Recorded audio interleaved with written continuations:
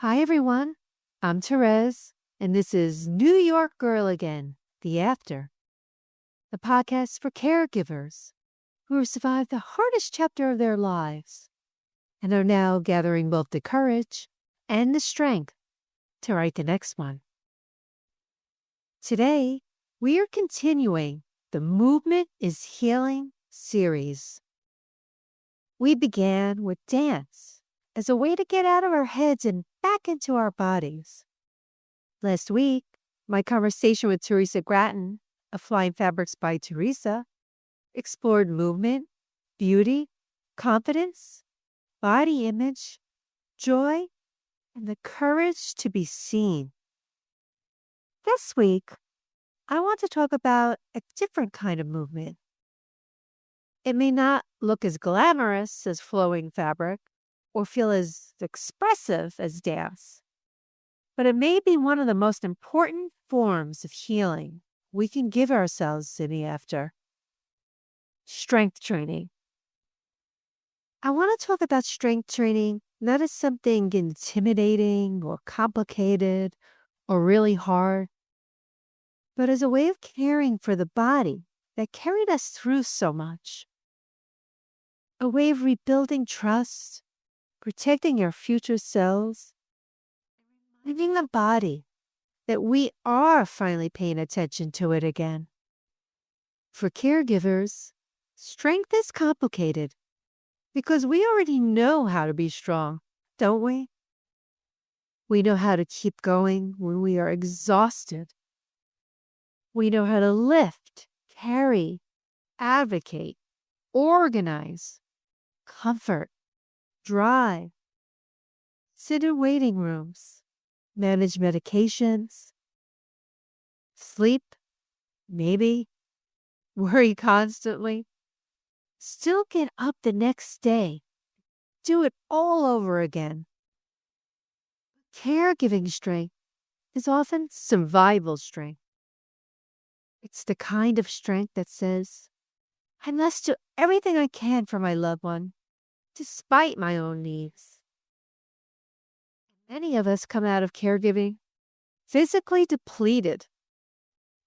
Our bodies feel heavier, stiffer, weaker, tighter, more inflamed, or simply unfamiliar. We have aches we ignored, weight we gained, muscle we lost, body we stopped listening to because someone else needed us more. But the after asks something new of us. It asks, what would it look like to rebuild?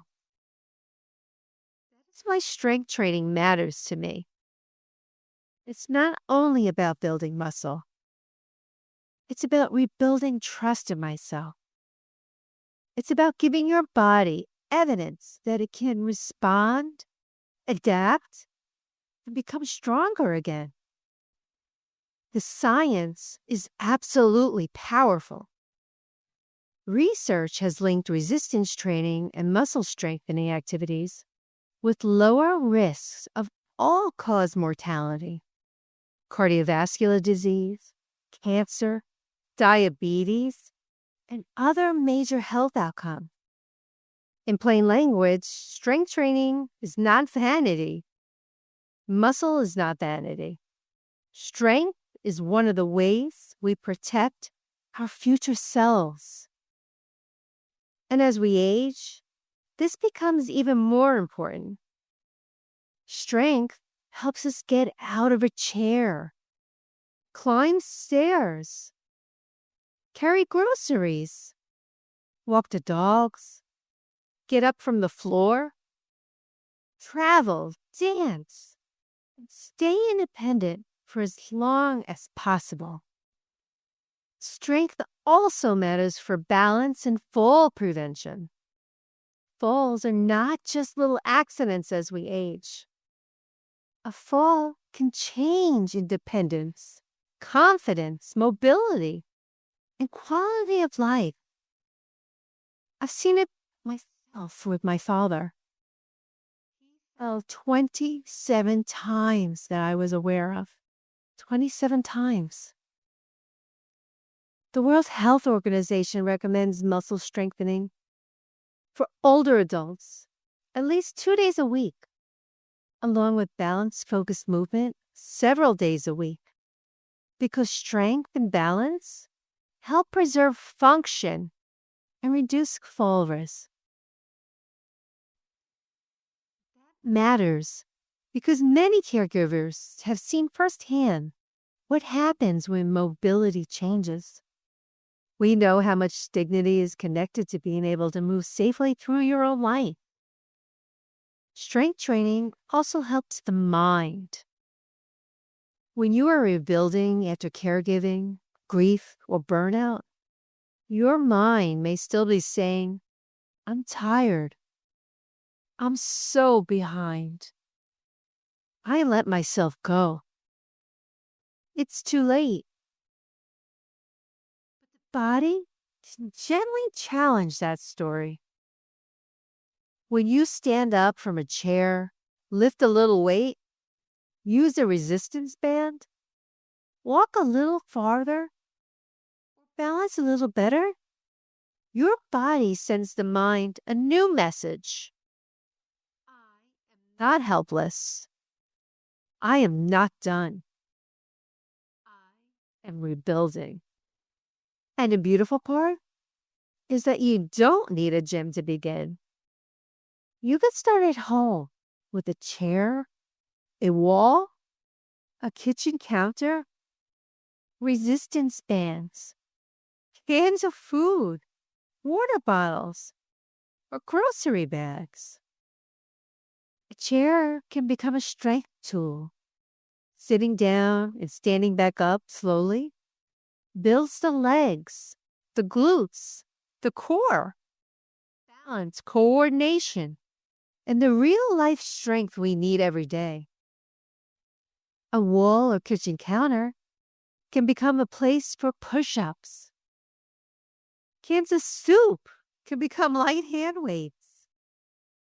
A resistance band can help strengthen the back and posture. It can begin with just 10 minutes, 2 days a week. And as you begin, I hope you do not speak to your body with criticism. Don't say, look how weak I am, or look how far I've fallen. Say something kinder. Say, thank you. Starting again. I'm on your side now. Because the way we speak to ourselves while we rebuild matters. And it matters so much. Caregiving made me strong because I had to be.